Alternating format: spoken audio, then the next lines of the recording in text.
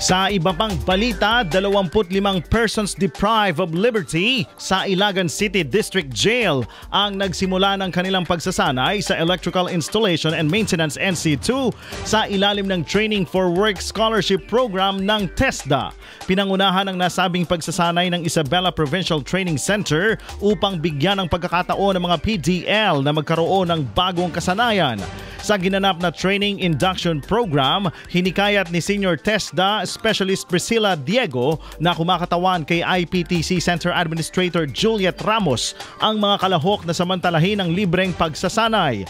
Ayon sa kanya, mahalaga ang programang ito upang matulungan ang mga PDL na magkaroon ng bagong simula sa kanilang pagbabalik sa lipunan. Layunin ng TESDA na gawing mas accessible ang iba't ibang skills training programs para sa lahat, kabilang ang mga nasa bilangguan. Sa pamamagitan ng ganitong pagsasanay, nagkaroon ng bagong oportunidad ang mga PDL upang makahanap ng marangal na hanapbuhay sa kanilang muling pagsasama o pagsama sa komunidad. IFM News.